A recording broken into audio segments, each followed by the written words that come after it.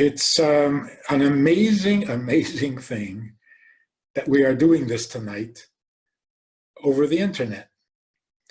Because if you remember, not so long ago, people considered the internet the ultimate evil, the enemy that's going to destroy life, is going to ruin our children, is going to break up marriages. Well, it did do that. But we now see the positive side. The amount of Torah learning that's going on today online, like we're doing tonight, it's unbelievable. Anybody who knows how to read Hebrew is online teaching a class. Some people who don't know how to read Hebrew are teaching classes.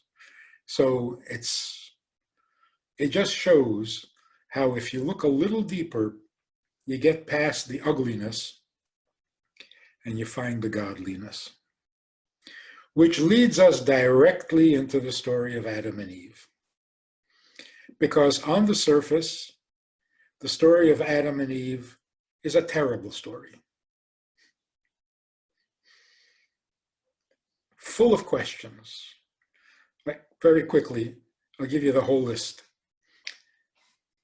God creates Adam and Eve, puts them in the Garden of Eden, and he says to them, or to him, of all the fruits of the trees, of all the trees in the garden you may eat, except for the tree of knowledge, good and evil, you may not eat from it, for the day you eat from it, you will die. An hour later, Adam ate from the tree, an hour after being told not to. That was a busy Friday, that Friday. In the 9th hour, they were told not to eat. In the 10th hour on the day, they ate. Now God comes to Adam and says, you ate from the tree I told you not to eat from? He says, it's her fault. She made me do it. God says to Chava, what did you do? Chava says, the snake. God says, because you did this, you're going to suffer pain in childbirth. By the sweat of your brow, you're going to make a living and eat bread, and so on. Okay, here are the questions. Question number 1. Don't eat from this tree. For the day you eat from it, you'll die. Did death mean anything to Adam and Eve? They were 9 hours old. Did they already have a survival instinct? Were they afraid of death? More than that, did they have any idea what death meant? Nothing had ever died. Question number 2. What kind of a mixed message is this? Don't eat from the tree. The day you eat from it, you'll die. Do I or don't I? There's a day I will eat from it. God didn't say if you eat from it. He said the day you eat from it, you'll die.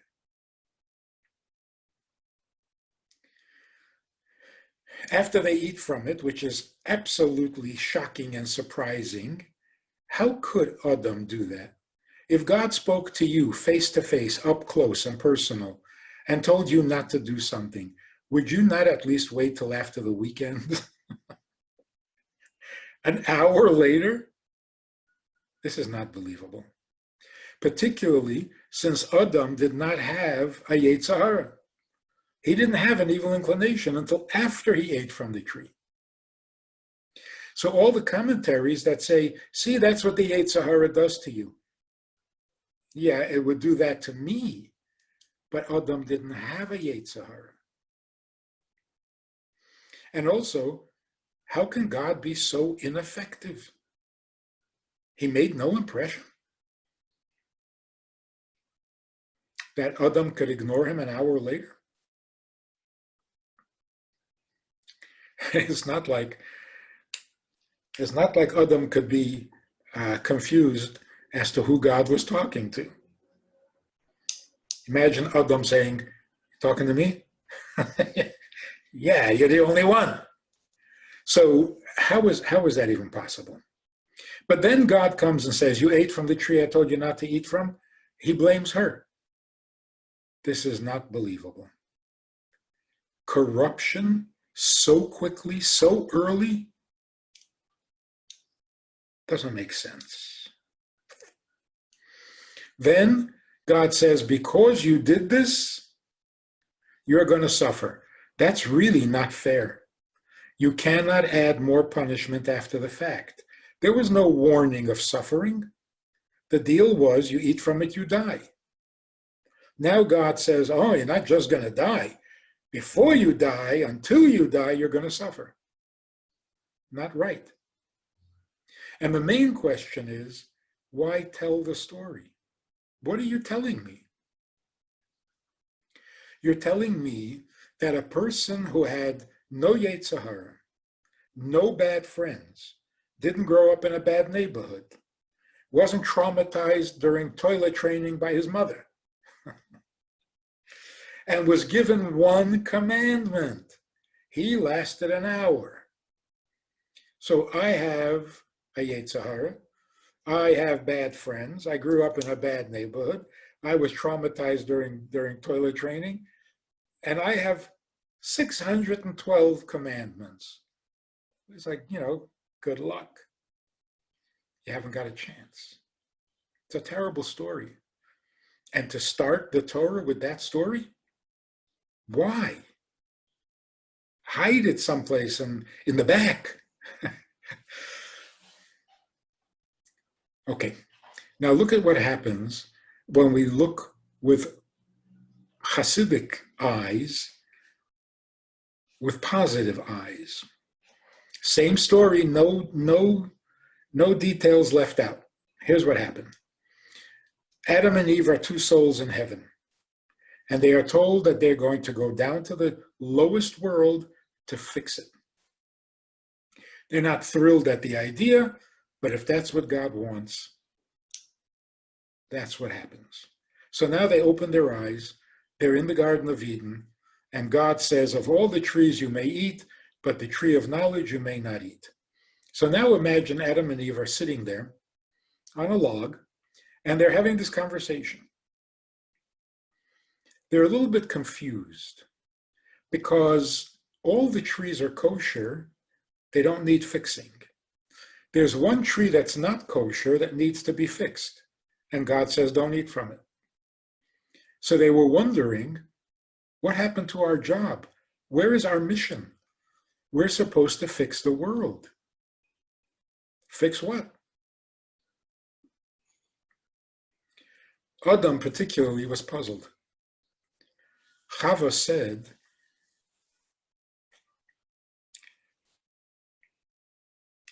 God is giving us a choice. Eat from the tree and live, don't eat from the tree and live, or eat from the tree and die. Two options. As far as we're concerned, either one is good. So Adam said, well, then let's not eat from it and be righteous. Chava said, ready for this? Chava said, God wants us to eat from it. Adam said, how do you know that? And Chava said, men never listen. He said, what didn't I listen? What didn't I hear? Chava said, our mission is to fix the lowest world. We're not in the lowest world. When God said, eat from the tree and die, he's telling us there's a lower world, a world of mortality. We're living in a world of immortality. Here we have no job. Our job is waiting for us in the lowest world. So he wants us to eat from the tree and go down to the lowest world, and there we have our mission waiting for us. Adam said, you're pretty smart. Makes a lot of sense. So he ate. So why did he eat from the tree? Not because he was tempted, not because he had an evil inclination, not because he was spiting God or rebelling. He was doing what God wants. In other words, his soul had come down to the Garden of Eden, but not to where it needed to be. So when Adam said, why would God put us here if he wants us there? Chava said, because God always takes us to the threshold, to the border. The final step, he wants us to volunteer. He wants us to choose it willingly. So now God comes and says, you ate from the tree I told you not to eat from. We obviously immediately assume that God is angry. Isn't God always angry? God is marveling. How did you know? He's asking Adam, how did you know that that's the right thing to do? And Adam, being a pure, saintly, untainted soul, said, I didn't know. She knew. Didn't you say it's not good for man to be alone?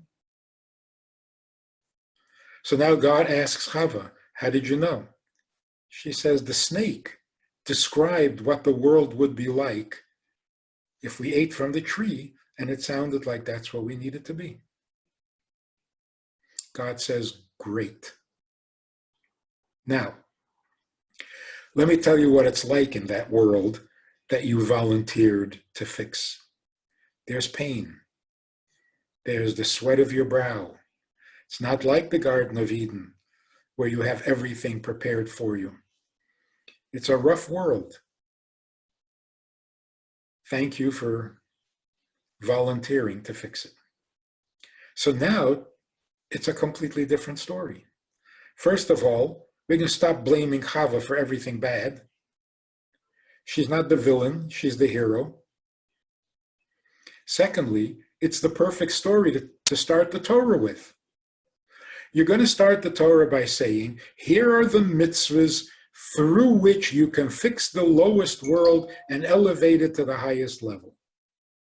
Well, before I tell you that, I got to tell you how you ended up in the lowest world. Your grandmother, she had the wisdom and the courage to volunteer for this job. So, go for it. Fix the world. She knew it would take 5,780 years, but what's 5,000 years? Before you know it, it's over. One more thing. What Adam and Chava were really discussing is what's going to be with the children. They weren't worried about themselves. In the Garden of Eden, out of the Garden of Eden, it made no difference to them. Live, die, made no difference. But they're going to have children. What's going to be with the children? Here were the options. Don't eat from the tree. Your children will be in the Garden of Eden forever. They will be tzaddikim. They'll be perfect saints. Or eat from the tree, go down to the lowest world. There you'll have your mission, but your children probably will not all be tzaddikim. They're going to have to do tshuva at the end of days. So Adam said, let's not eat from the tree. And our children will all be saints and tzaddikim. What could be better? Chava said, the Baal Tshuva is greater than the tzaddik. I want my children to be Baalei Tshuva. And when she convinced him that a Baal Tshuva is higher than a tzaddik, Adam agreed to eat. Now when God comes to Adam and says, you ate from the tree I told you not to eat from, how did you know? How did you know that a Baal Tshuva is greater than a tzaddik? It's written in the Gemara, but the Gemara hadn't been written yet. And Adam said, she knew. Why did she know? Because when it comes to children, you trust the mother. The issue now was the children. What's best for the children? You always trust the mother. And here's the proof that all of this is correct. The next verse in the Torah, right after describing the lowest world with all of its pains and the sweat of the brow and all the rest of this,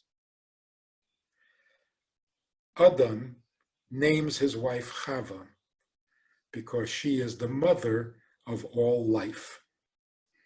Isn't that amazing? How did we miss it all these years?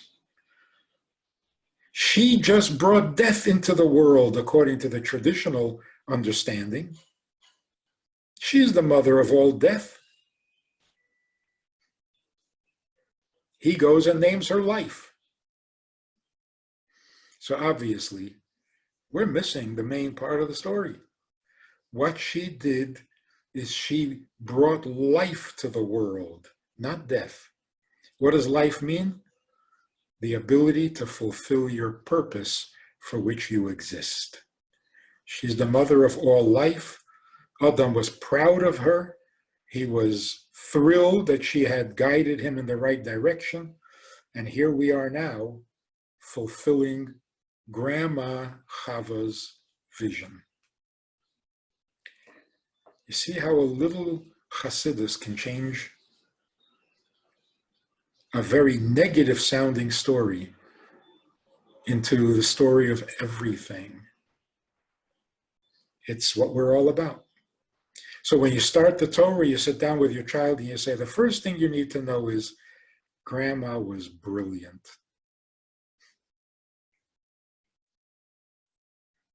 That's the story. So why were they punished? Well, they weren't punished. Why was the snake punished? The snake was not punished. Outside of the Garden of Eden, snakes don't have legs. Just like outside of the Garden of Eden, you can't give birth in an hour. It takes 9 months. There are different conditions for in the garden or outside of the garden. So why is it called Chet Eitz Hadas? Why is it called the sin? Chet doesn't mean sin. Chet means a step down. It was a giant step down. But there was nothing sinful, nothing malicious, nothing unholy. Let's see, one final question. God said, don't eat from the tree. But he really wanted them to eat from the tree. Isn't that a little dishonest? I understand he wanted to give them the option. But he was saying, I don't want you to eat from the tree, when he really did want them to eat from the tree.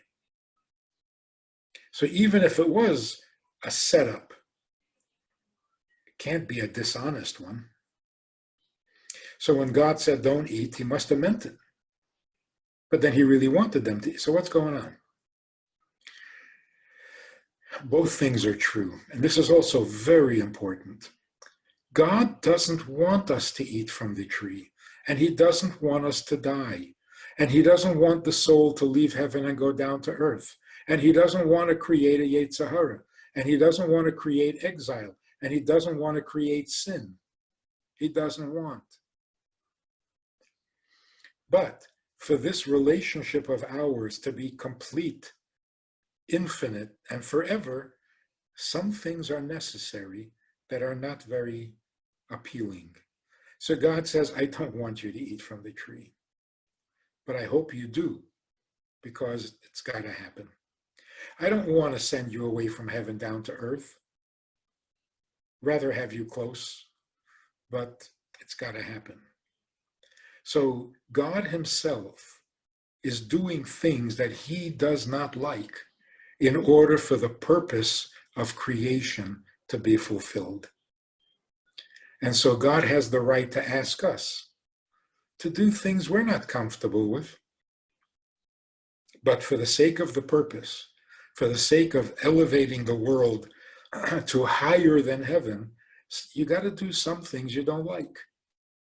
So God has invested a lot, has sacrificed, so to speak, in order for this to happen. The Gemara says, God regrets creating the Yetzer Hara every day. So why doesn't he stop? Well, not until the project is over. So the purpose sometimes is more important than your will. Now it makes sense that sometimes we do mitzvahs, we don't want to do it.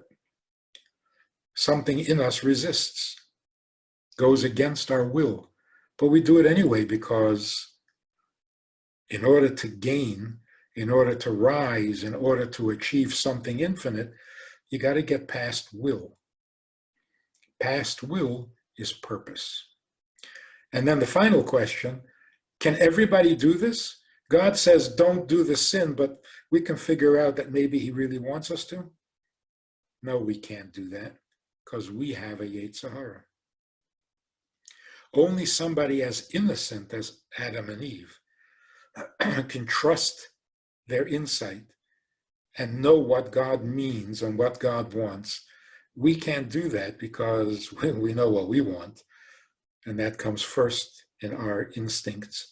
So we have to trust what God told us, not our own sense, our own impulses, and so on.